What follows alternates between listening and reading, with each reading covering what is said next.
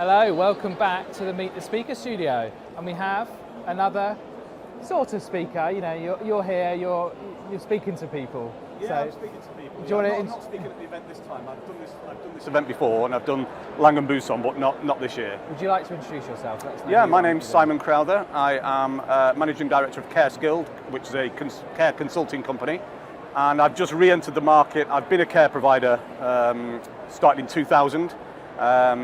And I had a chain of domiciliary care, and I've had nursing homes and care homes.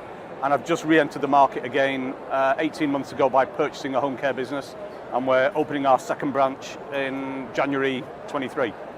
How's the business going? Home care business, you know, challenging times for all, but, you know, interesting business? It's challenging, but we don't seem to have some of the issues that many other people have. You know, I'm kind of trying to apply the things that I talk about in my consulting and talk about on social media and the information that I put out and the advice that I give. And we're actually just applying it for real, you know, kind of putting my money where my mouth is. And we don't seem to be having, I mean, it's taken a long time to get there, but we don't seem to be having the issue with recruitment, for example. I mean, now we've got to the stage where we're running an induction every 2 weeks, and we're getting, you know, an average of 6 or 7 people on that induction every 2 weeks. So yeah, it's going really well, actually. Oh, good. So it's interesting because we've talked before, and I think the same as me, we talk about this idea that it isn't necessarily that there's not enough people available, it's that the company isn't presenting the job in the right way, it isn't, you know, making people aware of the fact that care is a great place to work potentially for them, and finding the right people. When I first started in the care sector, all you had to do was put an advert. It was pre-internet days, so you had to put an advert in the local paper, and you were inundated with jobs, you know, and job applicants, and it wasn't really an issue. And I sold out in about 2006 and exited the sector completely. And coming back into it now, the biggest thing that I do notice is back then you had to be good at care, but you didn't really have to be that good at business or commercial. And when I say business, I think understanding things like operations, marketing, sales, that was a bit of an anathema in the care sector, and it still is. And I think those skill sets are lacking. And what I've learned is other sectors that I've worked in that are not care, I've used some of the skill sets of understanding sales and marketing techniques and applying them to the recruitment sector, and applying them to recruitment. And I think that knowledge people are getting the hang of it now, and people are realizing that matters, but there's a lack of it within the sector, because you've never really had to have that before. And if you get a grip of that and you realize that's what it's about, and how you present yourself, how you market yourself and your values, you can actually engage with people. But it's not straightforward. It requires an awful lot of effort and a long lead time, but it certainly can be done. What I find really interesting is the kind of idea of low-cost innovation. So the idea of things that people can do, so tips, tricks, techniques that people can do to apply to the process. So I talked to Alfie earlier. He talked about creating an avatar. You know, it doesn't cost anything to do that.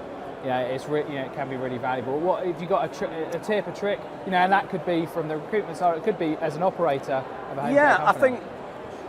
I think the fundamental thing to do is realise that the power is actually not with the employer anymore, because we're at full employment, and everybody's the same. This isn't a care sector thing. I hear that this is a care sector thing. It's not. I read a story in the paper just last week that there is a barristers' chambers in London which is offering 100,000 to a trainee barristers on 100,000 straight out of uni, because they can't recruit people. My own accountant was saying that they're now paying for junior trainee accountants. They're paying what a qualified accountant used to, because they just can't get people. So this is across the country. We're at full employment. So you have to, the tips and the trick, the very first thing I would say is you've got to change your mindset and realise that what have you got to offer the staff member, not what you want from them.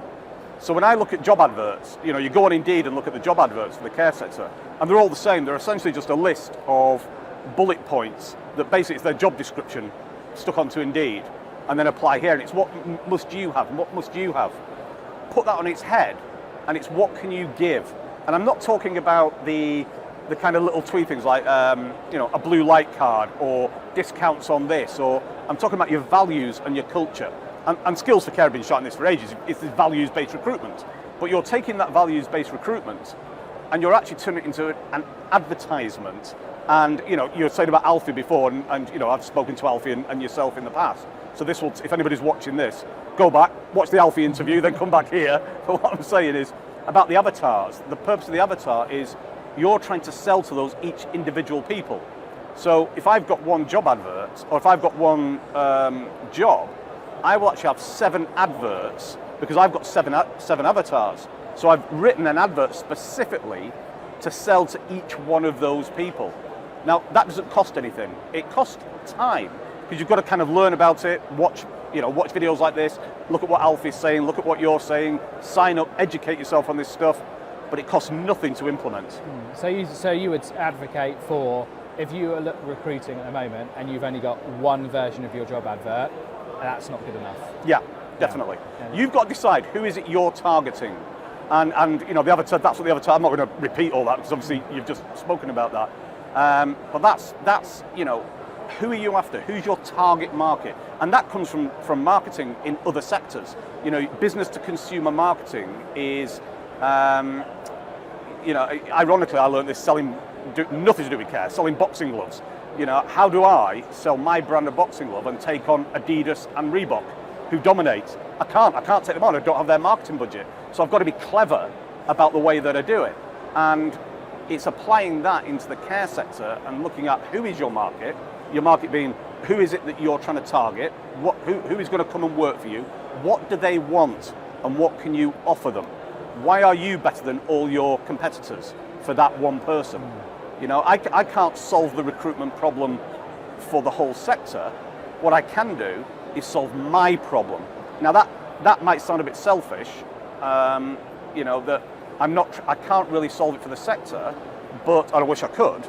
What I can do is solve it for myself, although that is at the expense of my competitors, because I just have to make sure that the people who do want to work in the care sector come to me rather than anyone else.